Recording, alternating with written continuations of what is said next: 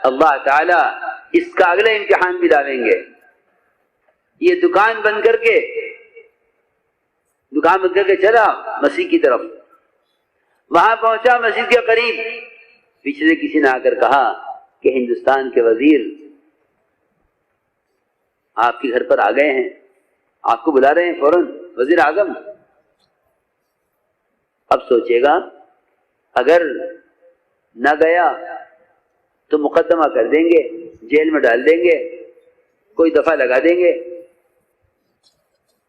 اب کیا کروں؟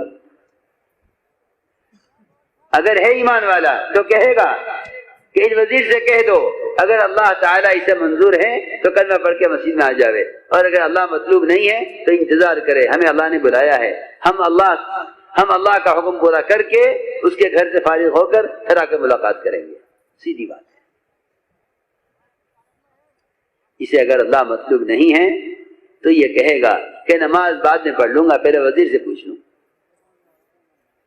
نماز پڑھ لوں گا بعد میں، پہلے وزیر سے پوچھ لوں. یہ نماز کے پہلے بات پڑھنے کی بات نہیں ہے، یہ نماز کی جماعت کی سنت کے چھوڑنے کی بات نہیں ہے. اللہ کے بلانے پر نہیں گیا، وزیر کے بلانے پر چلا گیا. حسمت خدا کی قسم، اس نے اللہ کی بادشاہت کا انکار کر دیا ہے اور وزیر کی وزارت کو اللہ کے مقابلے میں تسلیم کر دیا ہے. سوچو، اس کو سوچو. یہ بنا یقین والا کہ جی میں نے دکان بند کر دی. دکان چھوٹی شکل ہے، نماز کے مقابلے میں دکان آئی، تو دکان بند کر دی، اور نماز کے مقابلے میں وزیر آ گیا تو وزارت کو تسلیم کر لیا، دکان اور نماز کو چھوڑ دیا. کہ اللہ نے جو بلایا تھا وہ صرف جماعت کی نماز کے لیے نہیں بلایا تھا، اللہ نے اپنے گھر میں بلایا تھا. اللہ کے گھر میں آنا اصل تھا. ہمارے پاس آؤ، یہاں آنا اصل ہے. مسجد بلایا گیا ہے، وہاں آنا اصل ہے. وہاں آ کر کوئی علم کا حلقہ بھی ہوگا، یا ذکر کا حلقہ بھی ہوگا، یا نماز کا موقع بھی ہوگا، کوئی بھی عمل ہو سکتا ہے. اللہ نے بلایا ہے، اللہ نے بلایا اپنے گھر. جب آپ کو کوئی اپنے گھر میں بلاتا ہے تو آپ سوچتے ہیں خبر نہیں کیا کام ہوگا اس کا. کوئی کسی گھر میں جاتا ہے تو ایک کام تو نہیں ہوتا، بہت سے کام ہو سکتے ہیں. دیکھو مجھ سے کیا چاہے گا.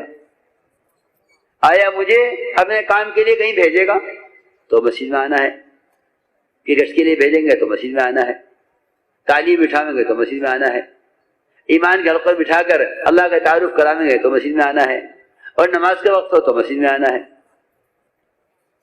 کوئی کسی کے گھر میں جاتا ہے بلایا ہوا تو بہت سے جانتے بھی نہیں کیوں بلایا ہے. بھائی فلاں صاحب نے بلایا، چلو دیکھیں کیوں، کیا بازی کیوں بلا رہے، جا کے دیکھیں گے.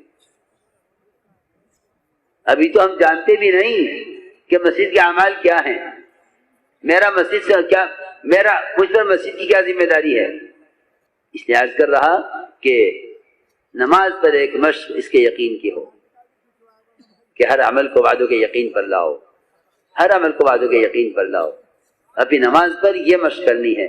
نماز علم پر آئے، نماز اللہ کے دھیان پر آئے، نماز سے مسائل حل کرائے جائیں. اور سب سے بنیادی بات یہ ہے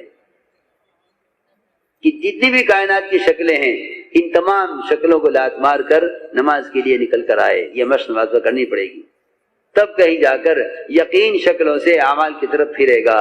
اس یقین کو بدلنے کے لیے دلوں کو بہت رگڑنا پڑے گا، اس لیے کہ دلوں کی گہرائیوں میں شکلوں کا یقین اور دلوں کی رگوں کے اندر اسباب کا یقین پیوست ہو چکا ہے. اسے نکالنے کے لیے عمل پر یہ کوششیں محنت کرنی پڑے گی.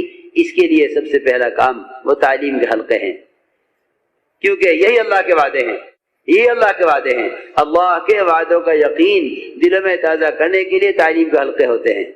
تم اللہ کے راستے میں نکلو گے. صبح کی تعلیم میں 3 عمل ہوں گے.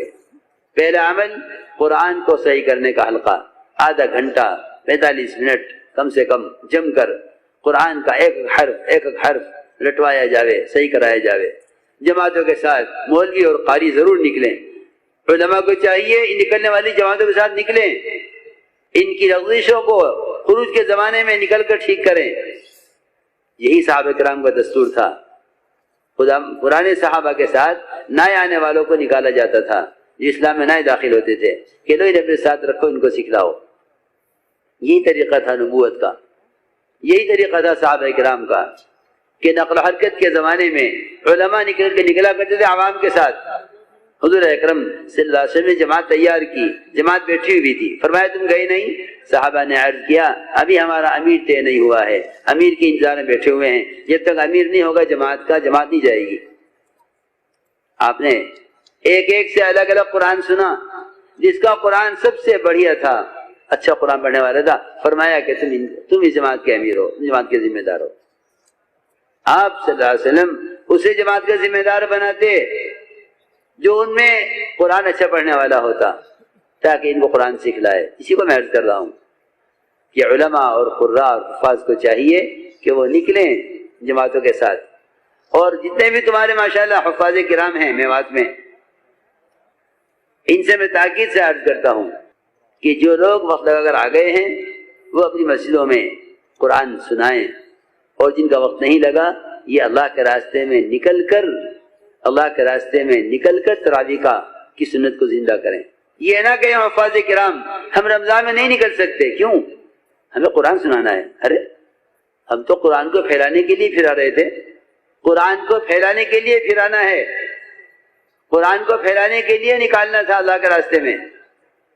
کتنے علاقے، کتنی بستیاں ایسی ہیں جہاں لوگوں نے کبھی قرآن تراویح میں سنا نہیں ہے، وہ جانتے نہیں تراویح کیا ہوتی ہے.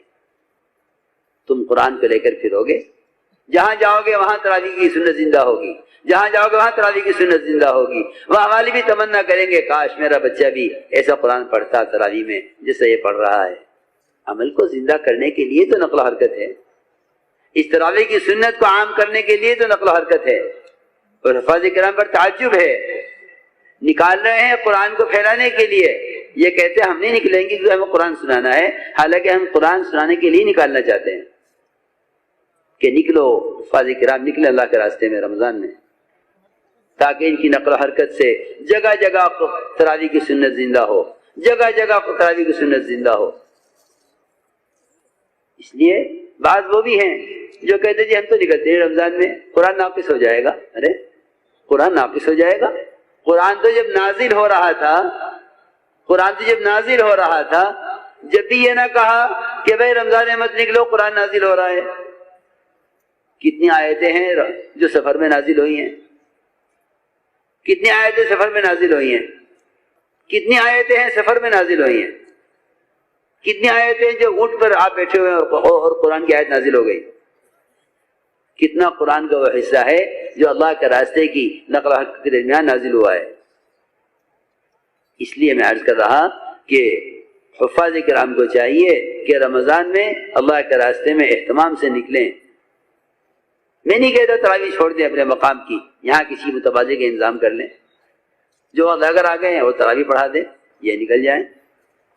رمضان میں حفاظ کرام نکلنے کا خاص طور پر اہتمام کریں، اس لیے کہ ان کی قرآت سے اور ان کی تراویح کی نماز سے قرآن کی رغبت اور قرآن کا زندہ ہونا، اور عام امت کے اندر اپنے بچوں کو حفاظ کے بنانے اور قرآن سکھانے کا جو شوق پیدا ہوگا وہ ان کے تراویح کے عمل کو لے کر پھرنے سے ہوگا. جی ایک بات ہے ضروری، اس طرح ہمیں بتا رہا تھا میں کہ صبح کی تعلیم میں 3 عمل ہوں گے. پہلے قرآن کی تفسیر کا حلقہ، اس کے بعد منتخب احادیث تعلیم، پھر 6 صفات کا مذاکرہ. یہ 3 عمل صبح کی تعلیم ہے. ظہر کے بعد فضائل اعمال اہتمام سے پڑھیں. اس کے اندر لکھے ہوئے حضرت شیخ الحدیث مولانا زکریا صاحب رحمۃ اللہ علیہ کے فوائد، جو احادیث کا نچوڑ ہیں، انہیں دھیان سے پڑھیں، تنہائیوں بھی ان پر غور کریں. اس کا ہمیں اہتمام کرنا ہے.